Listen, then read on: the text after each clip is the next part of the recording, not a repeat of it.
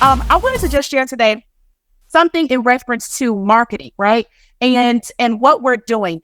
There's a saying in marketing that goes, you can't fix what you don't measure.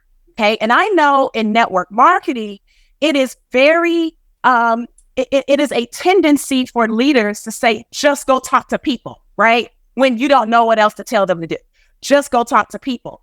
And unfortunately, if you are operating as a hobby and not as a professional, you don't even know how to even leverage that to your benefit, such that I'm going to talk to 20 people, track that, and then measure how many of those people actually took an interest in what you were saying, and then how many of those people took a look at the video, then how many of those people pre-enrolled, then how many of those people actually became members. Even if you spoke to more people and you assessed what you were doing, you could literally fix your own challenge because you would know where the glitch was. For example, if you go and you talk to 20 people and nobody is interested, guys, that is not a reason to quit your business. The reason nobody is interested is because of how you're communicating, okay? Communication is very, very, very important. The words that you use, the chronology, and I know it's a lot that goes into it. If you're new to this, I'm not saying that you have to be a master, but I do need you to be cognizant and need to be aware of what you are saying. Now, here's something that I say to people that I'm talking to, and I ask them not to market this, all right? And it's no knock to what we're going to live good. It's people don't understand it. And a confused mind says no. So when you go out there and you say things like, earn $2,047 without recruiting, is it true? Yes. But you back yourself into a corner trying to explain something to a person who has already gone left with the idea. So the situation to avoid that type of roadblock is to rephrase how you're saying it, if you just must say that. Or you could just choose not to say that. As an example, okay?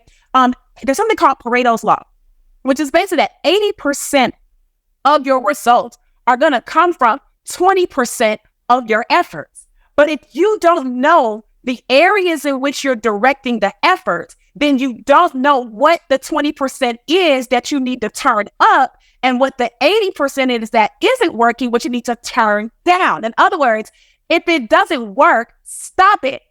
Right? But you don't know what's not working. Why? Because you're not measuring it. You are not tracking it. So that's number one. Number two, you must employ and you have to try different things. So if you are in an organization or just you yourself as an individual, just in life, you're like, hey, I'm going to just do Facebook. That's fine if you've mastered Facebook and Facebook is generating results. But if Facebook is not working for you, then you might want to try Twitter and you might want to try Instagram and figure out, or YouTube, right? To try a couple of different things. Don't let people convince you that that's not being focused. What you have to do is you have to figure out the lane that you perform the best in. For example, figure out what your strengths are. I know that one of my strengths is speaking. So I prefer platforms that allow me to speak. I avoid platforms where I have to write a lot. Can I write, but I don't like it? It makes me procrastinate. I drag around with it and I never get around to it. If I sit down, I can do it, but I'm going to be much more productive if I go in the direction of my strength. So if you are good with speaking, maybe video, right? Maybe shorts, maybe reels, something like that. If you are good with, writing and getting people to think a certain way, then maybe Twitter and little short things that allow people to think with a punch. But you've got to try different things until you figure out the thing that works. Don't let someone tell you that this is the only way to do it. The reason that person is doing so well with that way is because that way they've tapped into their gold mine, and that's why they're exploding. If that's not your gold mine, you have to stick and stay and live good long enough to figure out where your sweet spot is. And then number three, that leads me into this, which is you have to have staying power.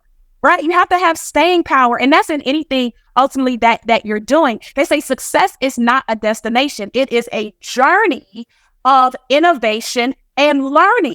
So if you are afraid to fail, that in itself is failure because you are going against the principle of innovation and learning. Sometimes you will be deceived into thinking that what you're doing is not working. And maybe what you're doing, like the how you're doing it may not be working, but the way that you approach a problem in terms of finding the solution. In other words, you have to care enough about the desired result or the result of the result, right? The result might be make money, but the result of the result might be, pay for my children's, private education, whatever that is. So you have to have the staying power to at least be willing to care long enough to go through the loops and holes and pitfalls and backstabs and, arrows in the back that entrepreneurs go through along their journey to figure out what their lane is. And so I feel like if you do those three things, which is number one, track what you're doing, okay? Try enough things. Number two, try enough things to figure out where you want to work, and then work with that thing long enough till you master it. It won't be until that point in time that you actually get paid as a professional. You will always be paid as an amateur until you have the high value skills where the market will demand that you get paid as a professional. So I hope that added some value to everybody and give you a little jolt, and back over to you, Ben.